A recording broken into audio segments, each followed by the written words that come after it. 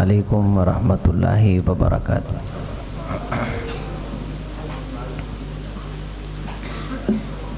بسم اللہ والصلاة والسلام علی رسول اللہ وعلی آلہ واصحابہ واتباعہ ومن والا۔ قال اللہ تعالی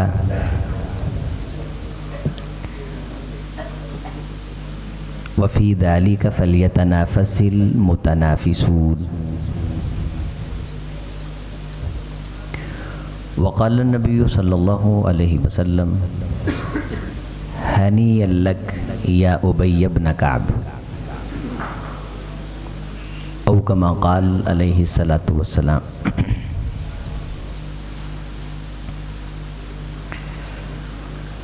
نشہ پلا کے گرانا تو سب کو آتا ہے، مزہ تو جب ہے کہ گرتوں کو تھام لے ساقی۔ جو بادہ کش تھے پرانے وہ اٹھتے جاتے ہیں، کہیں سے آبے بقائے دوام لے ساقی۔ کٹی ہے رات تو ہنگامہ گستری میں تیری، سحر قریب ہے اللہ کا نام لے ساقی۔ سحر قریب ہے اللہ کا نام لے ساقی۔ تعریف اللہ کے لیے، صلاۃ و سلام سید السبل سید الہدا صاحب قرآن جناب محمد رسول اللہ صلی اللہ علیہ وسلم کی ذات گرامی کے لیے۔ لائق صد تکریم دوستو، بزرگوں، طلبہ اعظام، مشائخ اکرام،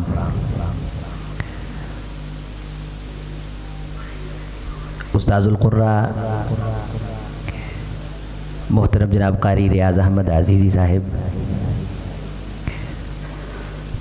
استاذ القراء وسند القراء حضرت قاری ڈاکٹر حمزہ مدنی صاحب، فضیلت القراء محترم جناب شیخ نعمان لکھوی صاحب و دیگر اساتین فضل و دانش۔ آج کا یہ پروگرام اس تنبورہ جہاں کی ہلتی تاروں کو ایک نئے مضراب دینے کا پیش خیمہ ہے، اور یہ بتانے کی وہ تمہید ہے کہ مقابلہ انہیں بھی کہا جاتا ہے۔ ہم جس جہاں میں جی رہے ہیں، ایک بچہ سڑک پہ کھڑا ہے، یہ ٹیلی ویژن کی سکرین پہ دیکھتا ہے کہ بڑے کروفر کے ساتھ 25-26 گاڑیاں اپنے سائرن بجاتی ہوئی بھرپور سیکیورٹی میں، ہیلی کاپٹروں کی آوازیں اور ہٹو بچوں کی صدا اور سناٹا۔ وہ یہ سوچتا ہے کہ یہ کون لوگ ہیں جنہیں اتنی عزت دی جا رہی ہے،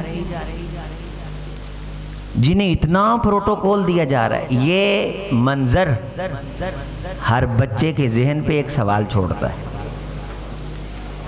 اب ان گاڑیوں سے جو بندے برآمد ہو رہے ہیں، ان کا کام یہ ہے کہ وہ گیند کو بلے کے ساتھ ٹھوکر مارتے ہیں، اس کے علاوہ انہوں نے زندگی میں کچھ نہیں کیا۔ اب جس جہاں میں بلے کے ساتھ گیند کو شاٹ مارنے والوں کو یہ حیثیت دی جائے اور فتح اور ایخت اور شکست کا معیار کرکٹ کے میدان قرار پا جائیں،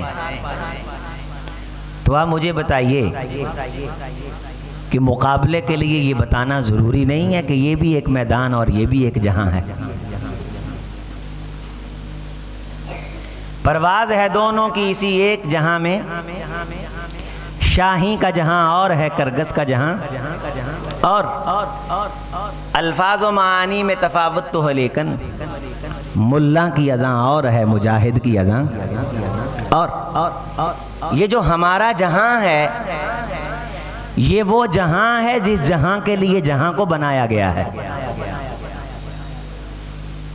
ہم جس جہاں کے اندر رہنے کی بات کرتے ہیں، یہ نوٹ فرما لیں وہ جہاں رہے گا تو جہاں رہے گا، وگرنہ کونین کے امام کے یہ جملے ہیں، لا تقوم الساعہ حتی لا یقال اللہ اللہ، کہ جب تک یہ اللہ اللہ ہوتی رہے گی قیامت نہیں آئے گی، اور جب یہ اللہ اللہ والے جہاں ختم ہو جائیں گی تو قیامت بپا ہو جائے گی۔ دنیا میں سب کچھ ہوگا، ترقی ہوگی، عروج ہوگا، سرمایہ ہوگا، اور اللہ دنیا کا مغالطہ ختم کر کے ماریں گے کہ کہیں کوئی یہ نہ سوچے کہ شاید اللہ کے پاس اسباب اور ذرائع ختم ہو گئے تھے۔ رسول رحمت نے فرمایا کہ قیامت کے قریب تقی الارض، زمین الٹیاں کرے گی، زمین قے کرے گی، اور اس کی الٹی اور قے سے سونے اور چاندی کے ستون باہر آئیں گے۔ اب جگہ جگہ سونے اور چاندی کے ستون پڑے ہوں گے، لیکن اتنی سونے اور چاندی کی کثرت ہونے کے باوجود قیامت آ جائے گی۔ شیخ الاسلام ابن تیمیہ رحمہ اللہ نے اس کی وجہ لکھی ایک حدیث کوٹ کرتے ہوئے کہ اللہ جبریل علیہ السلام کو بھیجیں گے، جبریل کائنات میں میرا قرآن پڑھنے والے نہیں رہے، اب جہاں کہیں میرا کلام پڑھا ہے اسے اٹھا لاؤ۔ حضرت جبریل علیہ السلام وہ سارا کلام اٹھائیں گے اور دست بستہ گزارش کریں گے، اللہ جی میں حکم کا پابند ہوں، لیکن اگر اجازت ہو تو پوچھ سکتا ہوں یہ فیصلہ کیوں فرما رہے ہیں؟ آواز آئے گی ہم نے کائنات کے نظام کی بساط کو لپیٹنے کا پروگرام بنا لیا،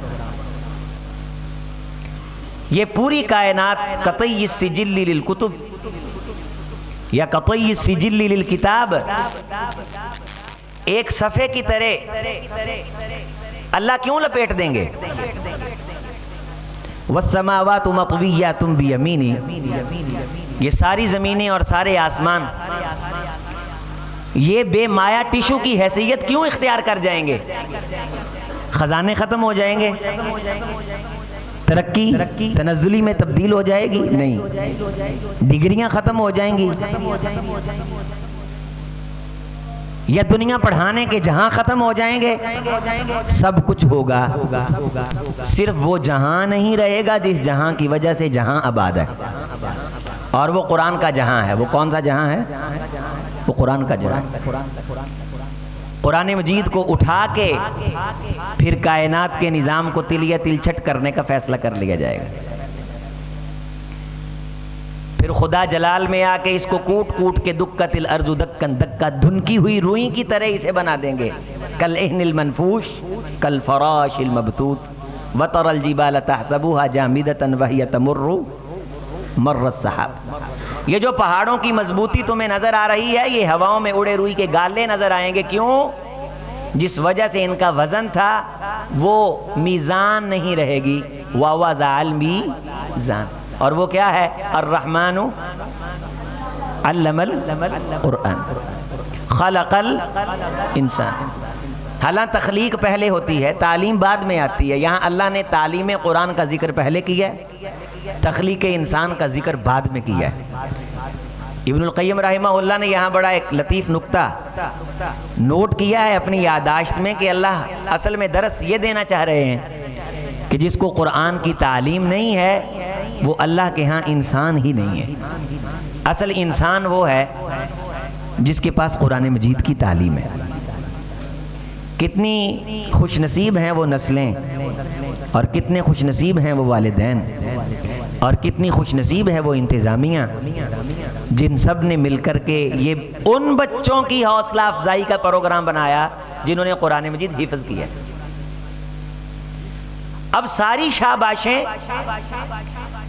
اور ساری کی ساری پذیرائیاں ان لوگوں کے لیے ہیں جنہیں فنکار کہا جاتا ہے یا گلوکار کہا جاتا ہے یا آرٹسٹ کہا جاتا ہے، اور وہ کہتے ہیں جی ہم اپنے فن کا مظاہرہ کرتے ہیں اور ہمیں داد ملتی ہے، سبسکرائبر بڑھتے جا رہے ہیں، ویو بڑھتے جا رہے ہیں، لائک کرنے والوں کی تعداد بڑھتی چلی جا رہی ہے، اور تیرا یہ اس کو دیکھنا اس کے ساتھ تعاون ہے، تیرا جو ڈیٹا وہاں یوز ہوتا ہے نا برائی کو سنتے ہوئے، دنیا کو دیکھتے ہوئے یوٹیوب پہ یا فیس بک پہ یا گوگل کی کسی دوسری تیسری ایپ پہ جو چیز تو سرچ کرتا ہے اور جس کو سرچ کرنے پہ تیرا ڈیٹا استعمال ہوتا ہے، یہ تیرا تعاون ہے، تیرا سرمایہ ہے. کل قیامت کے دن میرے بھائی، میرے عزیز، تو نے اس کا حساب دینا ہے. آج تو ہمارے ساتھ بیٹھا ہے نا، یہاں سن لے، نوٹ کر لے، اس دین کی مجلس کے اندر بیٹھنا، وقت دینا، یہ تیرے آنکھیں بند کرنے کے اس وقت کام آئے گا جب سگی امی اور حقیقی ابا کام نہیں آئیں گے. ساری شاباشیں،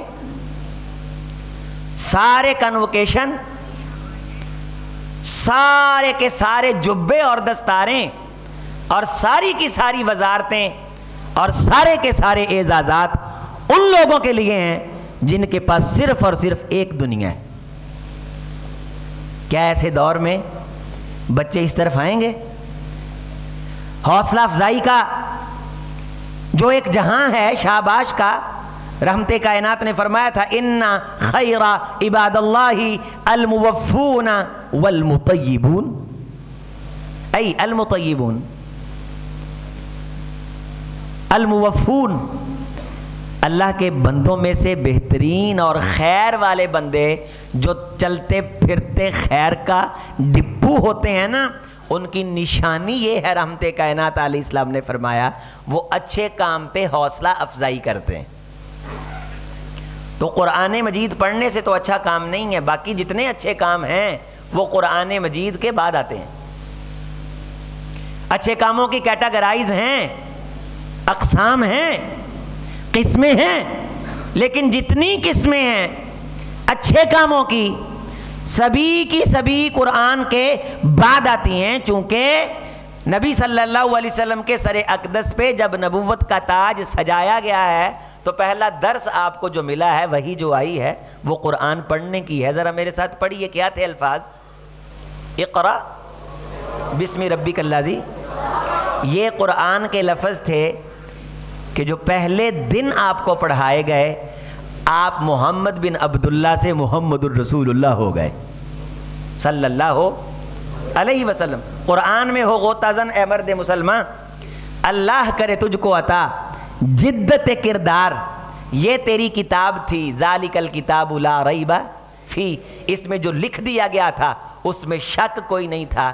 تو اخباروں کے کالم نویسوں کے کالم نگاروں کے کالم پڑھ کے سمجھتا رہا میں دانا اور ذہین ہوں، لیکن یہ بچے قرآن پڑھ کے تجھ سے بازی لے گئے. یہ حوصلہ افزائی، یہ مقابلہ جات، قاری نعمان اللکھوی صاحب کی محنت، ان کے معاونین، ان کے ساتھ پڑھانے والے، ان کے ساتھ تعاون کرنے والے. آج میں دل سے یہ کہہ رہا ہوں، یہ ہمارے سب سے بڑے پروٹوکول کے حقدار ہیں، سب سے بڑی شاباش کے حقدار ہیں، سب سے بڑے شکریہ کے حقدار ہیں. لوگوں، یہ چیز تمہیں جنت میں لے کے جائے گی. وَفِي ذَلِكَ فَلْيَتَنَافَسِ الْمُتَنَافِسُونَ.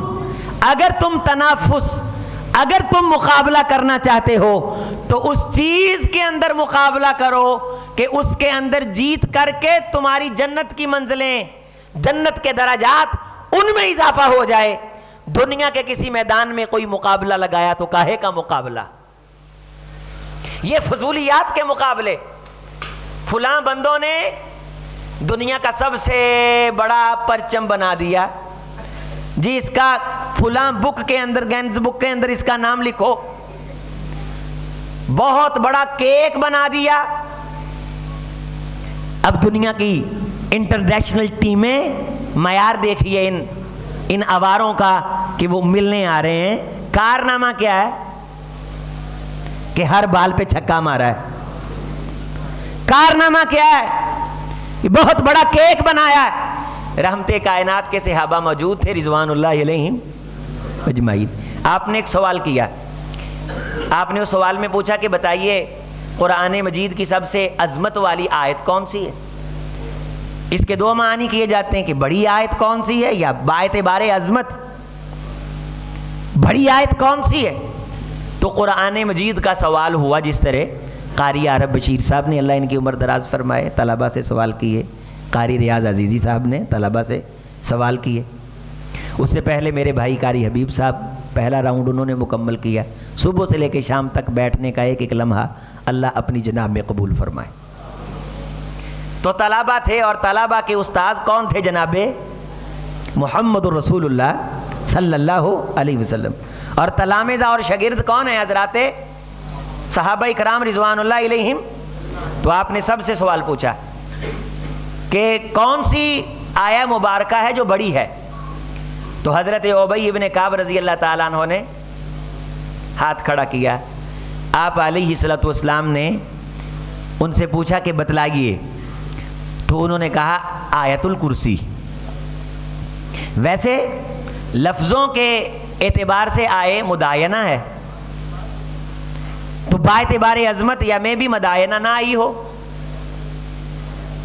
تو آیت الکرسی کا جب نام لیا تو کائنات شرق و غرب صبح و شام کے امام نے جناب محمد رسول اللہ صلی اللہ علیہ وسلم نے جو معیار ہیں محمد فرق بین الناس صلی اللہ علیہ وسلم. یہ حدیث کا چھوٹا سا ٹکڑا ہے. میری عادت ہے گفتگو میں بعض ایک آدھ حصہ یاد کروانے کی. یا میرے ساتھ کہہ دیں محمد فرق بین الناس.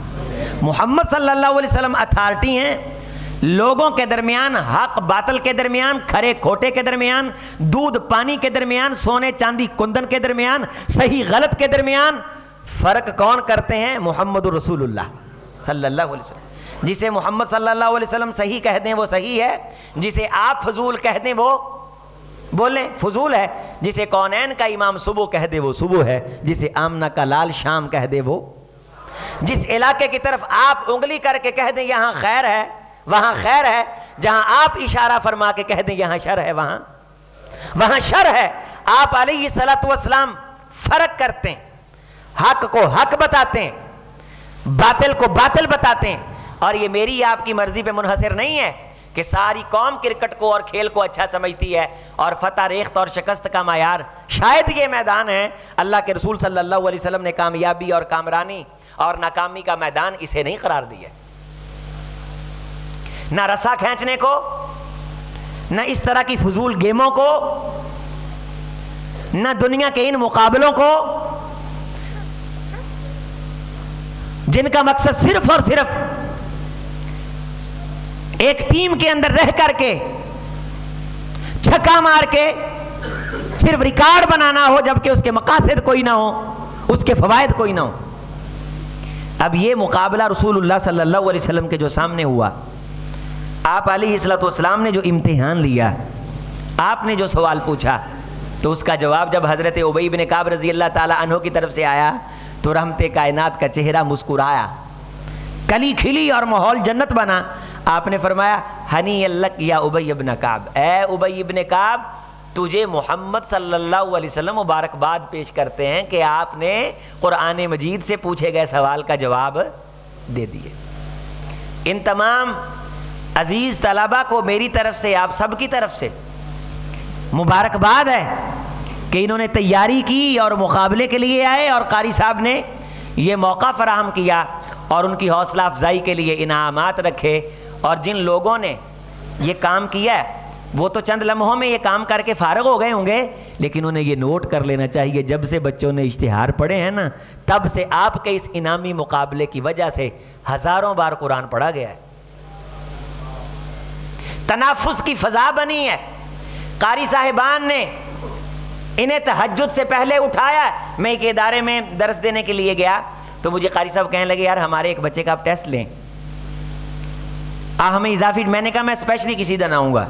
پھر میں اسپیشلی گیا تو انہوں نے وہ بچہ میرے سامنے بٹھایا. مجھے نہیں پتا کیوں تھا، میں نے جو میرے ذہن میں 2-3 سوال آئے میں نے پوچھے، اس نے سنا دیے.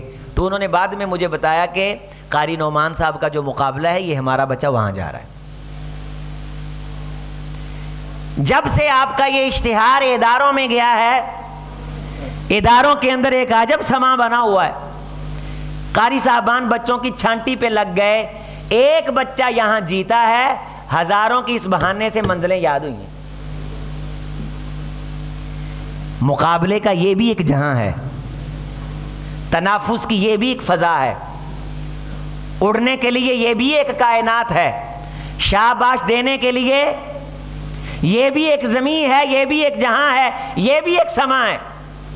اور تجھے قیامت کے دن بھی مبارکباد اسی وجہ سے ملے گی کہ اللہ اس والدین کے سر پہ بھی وقار کا وہ تاج رکھیں گے کہ شمس و قمر بھی اس سے روشنی کی بھیک مانگے. تجھے اتنا پروٹوکول اور اتنی عزت ملے. آپ مجھے سارے بتائیں، میں بات کو مکمل کروں. مجھے 30 منٹ دیے گئے تھے لیکن میں اس سے پہلے بات کو مکمل کر دوں گا. کبھی زندگی میں کوئی شخص، ایک تو دانا ہے نا، وہ دانا نہ بھی ہو، آپ نے محسوس نہیں کرنا. مجھے یہ بتائیے کہ یہ جو کرکٹ کے اندر ورلڈ کپ جیت کر کے آ جاتے ہیں، قیامت کے دن اس ورلڈ کپ جیت کے آنے والے کی وجہ سے قیامت کے دن ماں باپ کی عزت میں کوئی رتی بھاری اضافہ ہوگا؟ مجھے صحیح بتانا ہے. یہ ساتھی بھی بولیں، سارے بچے تو بولیں گے، یہ سارے ساتھی مجھے بتائیں. میں تو مہمان ہوں نا، میری بات کا تو آپ جواب دینا. مہمان کی بات کا جواب دینا یہ اس کی ایک حوصلہ افزائی ہے، وہ ہے کہ مہمان نوازی. اچھا، کوئی میرا عزیز یہاں ہے جو کسی روایت درایت سے علامہ صاحب سے پوچھ کر کے مہینے کے بعد جواب دے دے کہ ہاں چونکہ ورلڈ کپ جیتنے کی وجہ سے پاکستان کی شان بنی تھی، لہذا قیامت کے دن اللہ ایک رتی بھر ایک، اچھا ذرا آسان کر دوں، ایک بندے کی ایک نیکی کم ہو، کتنی بھائی؟ توجہ، کتنی؟ ایک نیکی کم ہو، اور اس نے دنیا کی سب سے بڑی گیم کا ورلڈ کپ جیتا ہو، کیا قیامت کے دن اس بڑا ورلڈ کپ جیتنے کی وجہ سے ایک نیکی درج کر دی جائے گی؟ نہیں نہیں. ہاں، بندہ جہنم میں جا رہا ہے، دوزخ کا فیصلہ ہو گیا، فرشتے لے کے جا رہے ہیں، نامہ اعمال میں سے سورۃ الملک برآمد ہو گئی. سبحان اللہ، سورۃ الملک نکل آئی.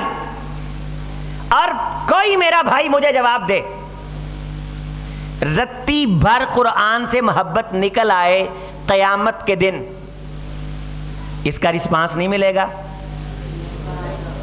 آؤٹ پٹ نہیں ملے گا. رتی بھر، رتی بھر. رسول رحمت علیہ السلام نے، مشرک تھا نسلی ایک شخص، اس کے بارے فرمایا تھا جب غزوہ بدر ہوا تو 70 قیدی ہاتھ آئے. کتنے؟ 70 قیدی ہاتھ آئے. بڑی بڑی سفارشیں آئیں، کوئی قیدی رہا نہیں ہوا. اسلام کی معیشت کے استحکام کا مسئلہ تھا. آپ کے داماد بھی تھے، بیٹی کی طرف سے ہار آیا.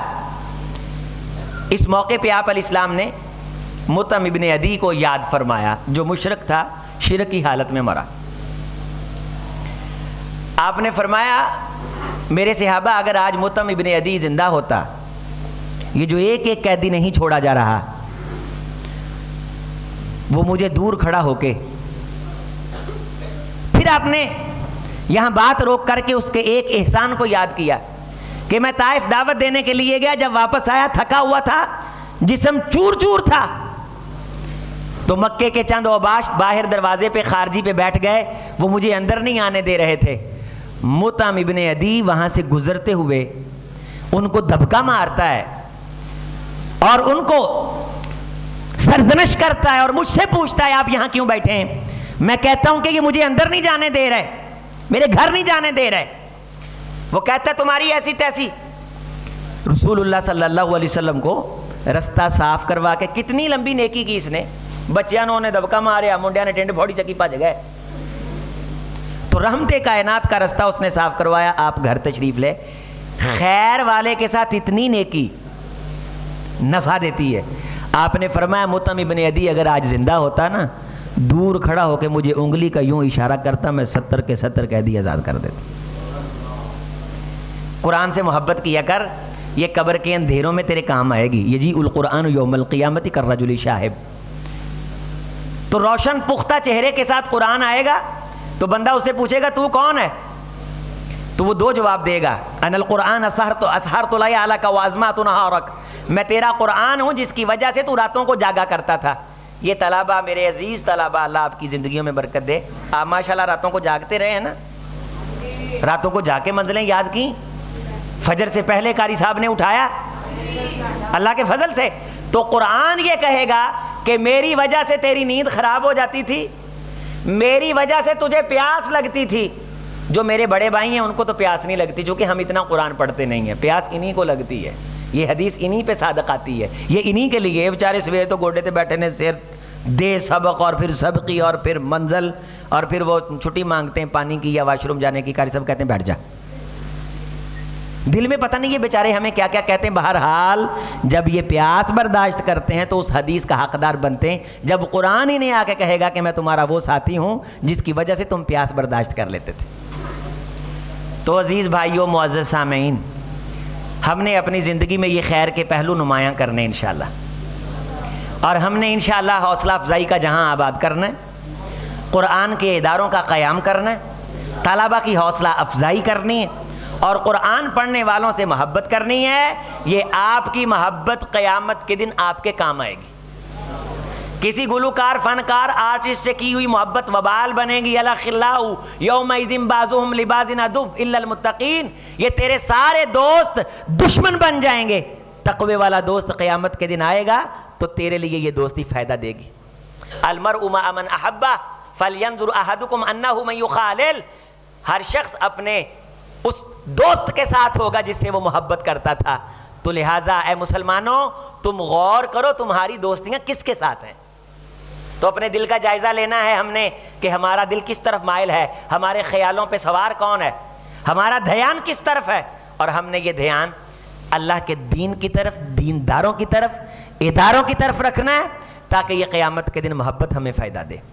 تو یہ بڑا خوبصورت مقابلہ, بڑا منظم اور بڑا ظاہری طور پہ بھی تسر الناظرین, متاثر کرنے والا اور بڑے سٹیٹس کے ساتھ, پروفر اور پروٹوکول کے ساتھ یہ جائزہ لیا گیا ہے. تو اگر مجھے یہ رزلٹ بولنے کا کہیں گے تو میں تو کہوں گا جو بھی یہاں مقابلے میں ہے سارے ہی فرسٹ ہیں. تو باقی اعزاز ہوتا ہے کچھ بچوں کی حوصلہ افزائی کا, وہ مشائخ ان خاص طلباء کو دے دیتے ہیں جن کے اوپر انہیں محنت زیادہ نظر آتی, ورنہ محنت سبھی نے کی ہوتی ہے. تو اس میں 60 طلباء نے شرکت کی جو پاکستان بھر سے یہاں آپ کے اس مرکز میں پہنچے. 5 بچے غیر حاضر رہے. 2 مراحل تھے, پہلے مرحلے میں 5 گروپ بنائے گئے اور پھر ہر گروپ میں 12 طلباء شریک تھے. پھر وہاں سے جو طلباء دوسرے گروپ فائنل کے لیے نکلے وہ 12 تھے, سب سے زیادہ جنہوں نے نمبر لیے, یعنی 55 میں سے. تو پھر ان 12 طلباء کا مقابلہ آپ کے سامنے ہوا. تو جس کی پہلی پوزیشن آئے گی اس طالب علم کو 70,000 روپیہ انعام دیا جائے گا اور شیلڈ دی جائے گی, سرٹیفکیٹ دیا جائے گا. دوم پوزیشن والے کو 50,000 دیے جائیں گے, سوم پوزیشن والے کو 30,000 دیے جائیں گے. اور ہم تو ان کو دعا ہی دے سکتے ہیں کہ اللہ تعالیٰ ان کی کوشش کو قبول فرمائے, ان کے اساتذہ کو جزائے خیر اللہ تعالیٰ دے, اور ان کے والدین کو. یہ طلباء قرآن کے ساتھ جڑے رہیں, میرا یہ ان کو پیغام ہے. اپنے مشائخ اداروں کے لیے صدقہ جاریہ بنے. والدین سے گزارش ہے کہ یہ دور ہے اداروں کے ساتھ کھڑا ہونے کا, اداروں کو پرموٹ اور مضبوط کرنے کا, ان کے دست و بازو بننے کا, اور ایسے جہاں سجانے کا جہاں قرآن پڑھنے والوں کی حوصلہ افزائی ہوتی ہو. اقول قولی ھذا استغفر اللہ لی ولکم ولسائر المسلمین.